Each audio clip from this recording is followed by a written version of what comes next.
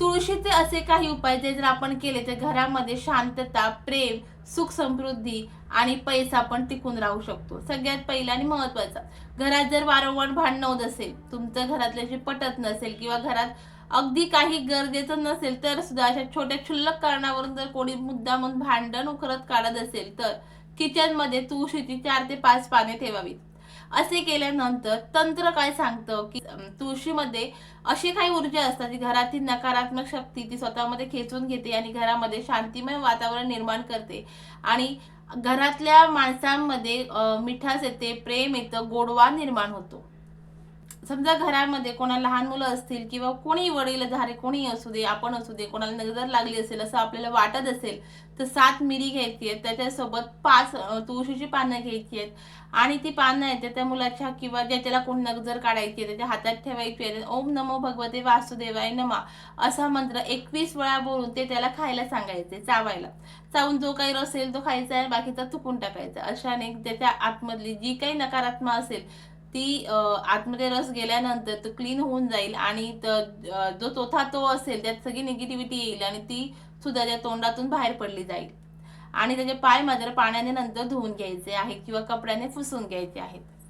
समजा तुम्ही एखादा व्यवसाय करत असाल आणि तुमचा व्यवसाय होत नसेल, तुम्हाला असं वाटत आहे व्यवसायामध्ये काहीतरी अडचणी आली असेल, कोणीतरी व्यवसाय बांधून घातला असेल, त्याच्यामुळे तुमच्या दुकानामध्ये गिराईक येत नसेल किंवा ऑनलाईन बिझनेस असू दे किंवा कोणताही बिझनेस असू दे त्यात तुम्हाला प्रगती तुमची होत नाही असं तुम्हाला वाटत असेल तर काय करायचे, आपल्याला एका पात्रामध्ये पाणी घ्यायचे, त्यात तुळशीची 5 पानं घालायची आहेत. 5 पानं, 9 पानं, 11 पानं विषम संख्यामध्ये असली पाहिजे अशी पानं त्या पात्रामध्ये ठेवायची आहे आणि ते पाणी 3 दिवस 3 रात्री आपल्याला त्या दुकानामध्ये तसंच ठेवायचे. तुळशीची पानं घालून 3 दिवस ते पाणी तसंच ठेवायचं आहे.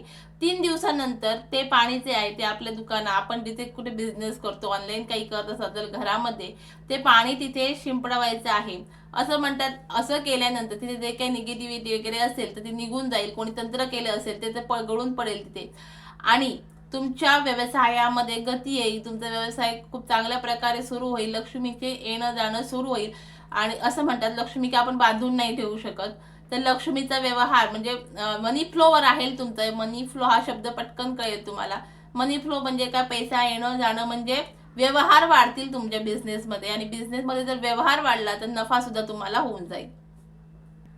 समजा तुम्हाला पैशांची चणचण वाटत असेल, तुमच्याकडे पैसा टिकत नसेल, तुमच्याकडे पैसा येत नसेल तर काय करायचंय, तुळशीचं जे खोड असतं ना, खोड, सुक्क खोड, आपल्याला तुळस तोडायची नाही, सुक खोड जर भेटत असेल, तुळस सुकल्यानंतर बघा खोड निघतं किंवा एक दांडी निघते, फांदी असते सुकीवाली, ती फांदी किंवा तुळशीचं सुकलेलं पान असेल, सुकं पाहिजे आपल्याला, तुळशीचं सुकलेलं पान असेल तर ते आपल्याला घ्यायचंय. आपल्या पर्समध्ये, तिजोरीमध्ये, जिथे लॉकर असेल तुमचं तिथे, मुलांच्या पिगी बँकमध्ये ठेवायचं आहे.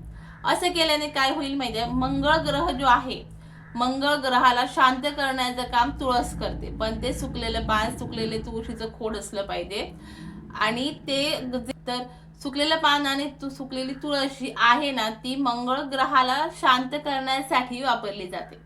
मग अशाने तुमच्याकडे पैशाची आवक वाढेल, पैसा तुमच्याकडे येईल आणि मेन म्हणजे आपल्याकडे पैसा भरपूर असतो पण आपल्याकडे तो टिकत नाही, तर तो टिकायला सुरुवात होईल. कारण तुमचा मंगळ ग्रह तुम्ही इथे शांत करता, त्याच्यामुळे पैसा सुद्धा टिकायला सुरुवात होईल आणि हळूहळू तुम्ही सुद्धा श्रीमंत व्हाल. किंवा म्हणायचं म्हणजे तुमच्याकडे थोडीफार मालमत्ता जमा होईल. आणि मंगळ ग्रह जर चांगला झाला तर आपसुकच सोनं सुद्धा तुमच्याकडे आकर्षित होईल. ज्याचा मंगळ ग्रह चांगला असतो ना त्याच्याकडे बघा तुम्ही सोने भरपूर मिळेल. तुम्हाला जर सोनं पाहिजे असेल तर हा उपाय करायला हरकत नाही. काय करायचंय, तुळशीचं सुकं पान किंवा खोड भेटलं तर आपल्याला पर्समध्ये ठेवायचे. करून बघायला काय हरकत आहे, करून बघा आणि जो काही परिणाम असेल आम्हाला कमेंटमध्ये नक्की कळवा. तुमचं प्रमोशन होत नसेल किंवा तुम्हाला प्रमोशन मिळत नसेल, तुमचं प्रमोशन थांबवलं गेलं असेल किंवा प्रमोशन मनासारखं होत नसेल तर काय, 16 बिया घ्यायच्या आहेत आणि त्या सोमवारच्या दिवशी ऑफिसमध्ये जाऊन त्या बिया तिथल्या ऑफिसच्या मातीमध्ये रुजवायला टाकायच्या. म्हणजे माती थोडी खोदायची आहे, त्यात त्या 16 बिया एकत्र ठेवायच्या, व्यवस्थित माती परत बंद करायची आणि चिमूटभर थोडंसं पाणी, जे काही बॉटलमध्ये तुमच्या असेल तर थोडंसं पाणी तिथे शिंपडवायचं आहे. आणि हे असं करत असताना अजून एक उपाय हे करायचं आहे. आणि गुरुवारच्या दिवशी ऑफिसला जात असताना रस्त्यात तुळशीचं झाड विकत घ्यायचंय किंवा तुमच्या घरात जर भरपूर असतील तर बाहेर पडल्यानंतर तुळशीचं झाड घ्यायचं आहे, ते व्हाईट कपड्यामध्ये गुंडाळायचं आहे, व्यवस्थित कुंडीत घ्यायचं आहे व्यवस्थित. त्यानंतर ते व्हाईट कपड्यामध्ये गुंडाळायचं आहे आणि ते नेऊन ऑफिसमध्ये तुमच्या ठेवायचं आहे. जर असं तुम्ही केलं तर जर तुमचं प्रमोशन थांबलं असेल, अटकलं असेल, तुमचं प्रमोशन होत नसेल, मनासारखं प्रमोशन मिळत नसेल तर मिळायला सुरुवात होईल. त्यानंतर प्रत्येकाने करायला हवा असा उपाय, दर शुक्रवारी तुळशी मातेच्या समोर असं म्हणतात की तुपाचा दिवा लावला गेला पाहिजे. समजा तुम्ही तुपाचा दिवा दर शुक्रवारी तुळशीसमोर सायंकाळी जर लावला आणि कनकधारा स्तोत्र जे येतं ते कनकधारा स्तोत्र जर तुम्ही वाचलं तर पैशांची चणचण जर असेल ते बंद होईल, लक्ष्मीचा फ्लो वाढेल तुमच्याकडे, धनधान्य वाढेल. असं म्हणतात की कनकधारा स्तोत्र जो बोलतं त्याच्या घरामध्ये सुख समृद्धी आणि चैतन्य कायम राहतं आणि लक्ष्मीचा वास श्री विष्णूसह तिथे असतो. म्हणून कनकधारा येतं दर शुक्रवारी सायंकाळी तुळशी समोर दिवा लावून बोललं जातं.